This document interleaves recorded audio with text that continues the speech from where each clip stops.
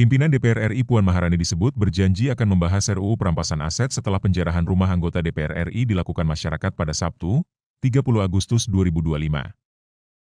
RUU perampasan aset sendiri merupakan salah satu RUU yang mandek selama 17 tahun setelah sempat masuk prolegnas sejak tahun 2008. Prolegnas adalah program legislasi nasional yang menentukan prioritas pembahasan sebuah RUU. RUU perampasan aset sendiri diusulkan oleh pemerintah, tepatnya Kementerian Hukum, dari berkas yang dibagikan Pusat Perencanaan Pembangunan Hukum Nasional Badan Pembinaan Hukum Nasional. Kementerian Hukum dibagikan berkas laporan akhir naskah akademik RUU perampasan aset tindak pidana.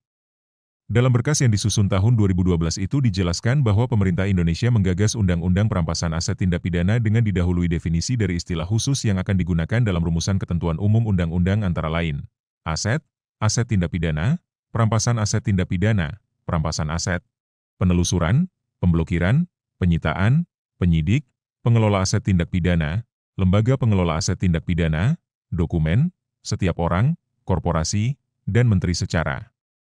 Garis besar, RUU perampasan aset berisi aturan tentang perampasan atau penyitaan berbagai aset yang dimiliki oleh pelaku tindak pidana. Negara berwenang merampas aset, baik itu berupa properti, kendaraan, maupun harta benda lain, yang diperoleh secara ilegal atau melalui tindak pidana kejahatan. Selain itu, RUU perampasan aset mengatur pengelolaan aset yang terdiri dari 9 jenis kegiatan, yaitu penyimpanan, pengamanan, pemeliharaan, dan penilaian. Kemudian pemindahtanganan, penggunaan, pemanfaatan, pengawasan, serta pengembalian aset. Terkait aset tindak pidana yang dirampas, akan ada batasannya. Aset yang dapat dirampas oleh negara adalah aset senilai 100 juta rupiah ke atas serta aset yang berkaitan dengan tindak pidana dengan ancaman pidana penjara 4 tahun atau lebih. RUU perampasan aset ini bertujuan untuk mengembalikan kerugian negara atau recovery aset.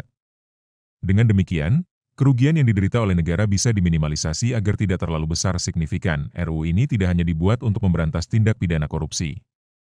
Terima kasih sudah nonton. Jangan lupa like, subscribe, dan share ya.